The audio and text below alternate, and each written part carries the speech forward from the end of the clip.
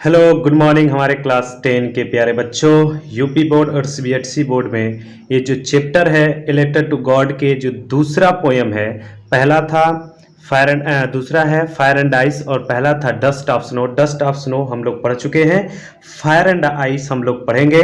और इससे पहले मैं बता दूं आप लोगों को कि इससे पहले हमने लेटर टू गॉड का क्वेश्चन आंसर और line by line Hindi explanation करवा चुके हैं, ठीक है ना।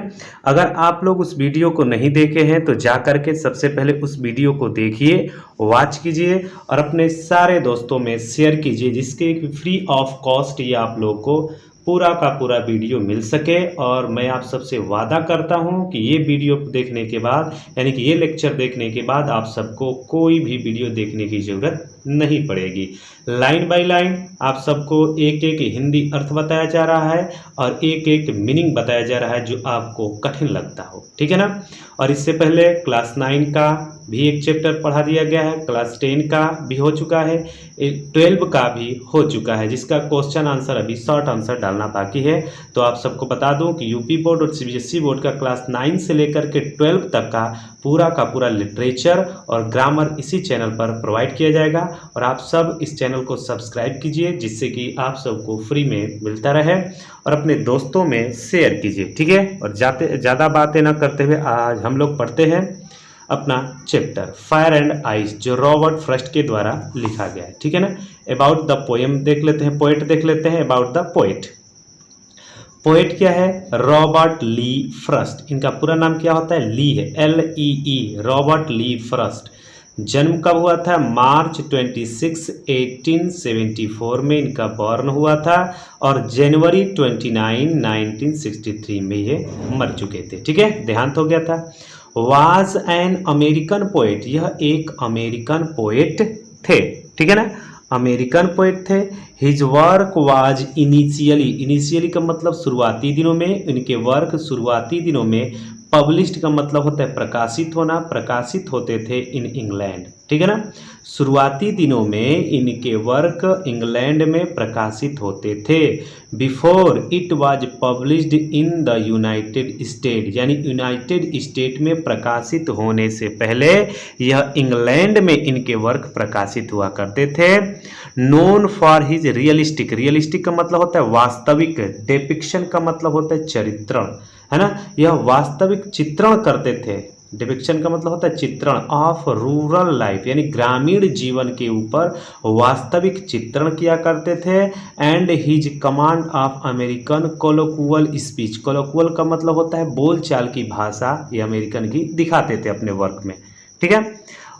First frequently wrote about setting from rural life in New England in the early 20th century, यानी 20वीं शताब्दी के न्यू इंग्लैंड का जो ग्रामीण जीवन होता था उसके बारे में ये बताते थे, ठीक है। Using them to examine complex social, यानी सामाजिक, एंड फिलोसफिकल मतलब होता है दार्शनिक, थीम का मतलब बातें, यानी कि ये सारी चीज़ें उनके वर्क में आया करते थे, ठीक है ना। अबाउट द पोएम देख लेते हैं। फायर एंड आइस यानी कि इस चैप्टर का नाम है इज ए शॉर्ट पोयम, यह एक शॉर्ट पोयम है बाय रॉबर्ट फ्रॉस्ट के द्वारा लिखी गई है, यानी कि फायर एंड आइस एक शॉर्ट पोयम रॉबर्ट फ्रॉस्ट के द्वारा लिखी गई है। इन दिस पोयम, इस कविता में, द पोएट रिफर्स मतलब प्रस्तुत करता है टू प्रेडिक्शन का मतलब भविष्यवाणी, दो भविष्यवाणी करता है, of how the world will and, कि किस प्रकार से दुनिया का अंत हो जाएगा। सम से इट, कुछ लोग कहते हैं it will and in fire, कुछ लोग कहते हैं कि अग्नि से समाप्त हो जाएगी। वेयर एज, क्योंकि, अदर्स से इट, और कुछ लोग कहते हैं कि it will and in ice, और कुछ लोग कहते हैं कि यह बर्फ के द्वारा खत्म हो जाएगी, ठीक है ना। कुछ लोग कहते हैं कि अग्नि के द्वारा और कुछ लोग कहते हैं बर्फ के द्वारा ये दुनिया समाप्त हो जाएगी। अकॉर्डिंग टू द पोएट के अनुसार fire stand for Dzire, fire को डिजायर इच्छा से प्रस्तुत किया गया है, ग्रीड लालच से, अवेरिस, AVARIC, एवरेज का मतलब लोभ से और लस्ट का मतलब लालच से प्रस्तुत किया गया है। क्वेश्चन में आएगा मल्टीपल चॉइस क्वेश्चन में कि फायर को किससे डिनोट किया गया, किससे प्रस्तुत किया गया है, तो डिजायर से, ग्रीड से, एवरेज से एंड लस्ट से। The more you try to satisfy them the more they grow, ठीक है ना, there is no end to it. आगे हम लोग पढ़ते हैं इसके बाद। अभी तो ये है अबाउट द पोएट और अबाउट द पोएम पढ़े हैं हम लोग, लाइन बाय लाइन एक एक शब्द को पढ़ेंगे, ठीक है। देखते हैं कि अर्थ। सम से कुछ लोग कहते हैं, द वर्ल्ड की दुनिया, विल हो जाएगी, इंड अंत, इन फायर आग से। कुछ लोग कहते हैं कि संसार का अंत अग्नि से होगा, आग से होगा, ठीक है। वन लाइन का एक्सप्लेनेशन देखते हैं हिंदी में। सम से कुछ लोग कहते हैं, द वर्ल्ड दुनिया, विल हो जाएगी, इंड अंत, इन फायर आग से। कुछ लोग कहते हैं कि संसार का अंत अग्नि से होगा, ठीक है। सम से इन आइस, और कुछ लोग कहते हैं कि बर्फ से अंत होगा। दो लाइन का देखते हैं। कुछ लोग कहते हैं कि संसार का अंत अग्नि से होगा और कुछ लोग कहते हैं बर्फ संसार का अंत करेगा। From what I have tested, tested का मतलब क्या होता है, चखना, चख जो लिया जाता है, टेस्ट कर लेना। ऑफ डिजायर, डिजायर का मतलब होता है इच्छा। और कवि कहता है कि जो इच्छा को टेस्ट कर लेता है, अनुभव कर लेता है ना, अपने अंदर ज़्यादा इच्छाएं आ जाती हैं, बहुत ज़्यादा इच्छाएं। आई होल्ड, होल्ड विथ का मतलब क्या होता है, से सहमत होना, यानी कि बहुत ज़्यादा greed. I hold with those who favour fire, है ना, और मैं उनकी फेवर करता हूँ। फेवर का मतलब क्या होता है, पक्ष लेना। मैं उन्हीं लोगों का फेवर करता हूँ, पक्ष लेता हूँ, यानी कि जो ज़्यादा अंदर अपने अंदर इच्छा रख लेते हैं वही इस दुनिया को समाप्त करेंगे, ठीक है ना। फिर से देख लेते हैं।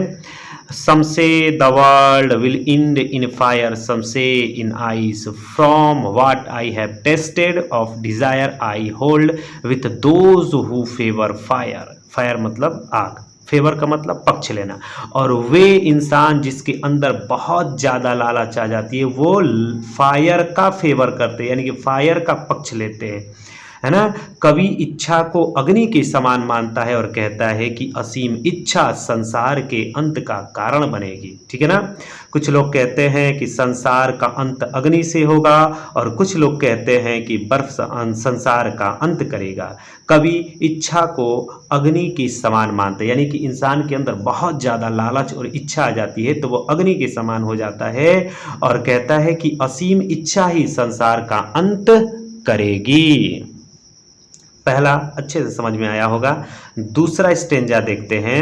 बट लेकिन if it had to perish twice, perish का मतलब होता है डाई, मरना, ट्वाइस का मतलब होता है दो बार, यह दो बार मरने के बराबर होगा, ठीक है ना। आई थिंक, मेरे ख्याल से, आई नो, जहां तक मैं जानता हूं, इनफ ऑफ हेट, हेट का मतलब होता है घृणा, ठीक है ना।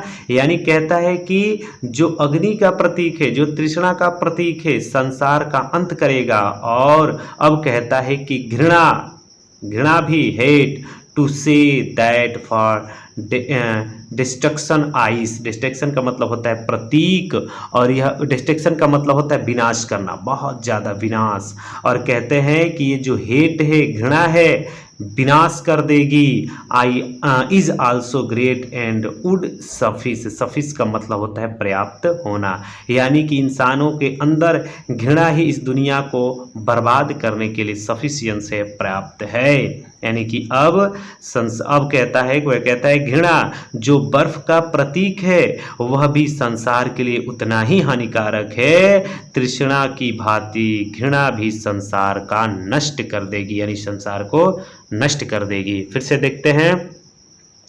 But if it had to perish twice. Perish का मतलब क्या होता है? पेरिस का मतलब होता है मरना, डाइस का मतलब होता है दोगुना। आई थिंक, मेरे ख्याल से, I know enough of hate, यानी कि इस दुनिया को बर्बाद करने के लिए हेट ही काफ़ी है, बर्बाद करने के लिए, नष्ट करने के लिए हेट काफ़ी है।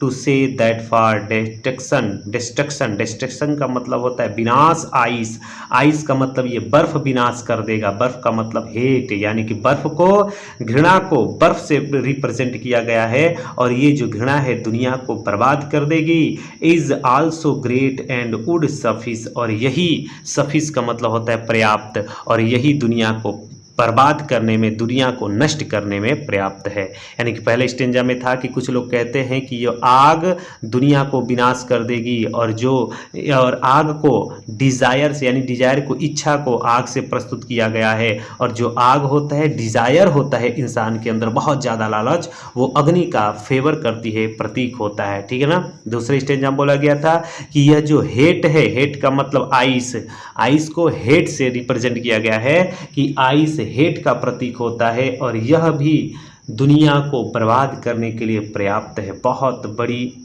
बात कही गई है पोयम के द्वारा, छोटी सी है लेकिन बहुत ज़्यादा मार्मिक बातें बताई गई हैं। उम्मीद करता हूँ कि आप सबको ये अच्छे से आया होगा, और फिर से मैं बता दूं कि आप सबको लाइन बाय लाइन पूरा आप लोग को क्वेश्चन आंसर, शॉर्ट हो, लॉन्ग हो, सेंट्रल आइडिया हो, ग्रामर का हो, लेटर हो, एप्लीकेशन हो, एक्टिव पैसिव नरेशन, कुछ भी हो, सारा का सारा 9 से लेकर के 12 तक का पूरा प्रोवाइड किया जाएगा। आप लोग को रिक्वेस्ट है कि आप लोग इस चैनल को सब्सक्राइब कीजिए, लोगों तक पहुंचाइए जिसको फ्री ऑफ कॉस्ट मिल सके। ठीक है ना। धन्यवाद। Thanks for watching.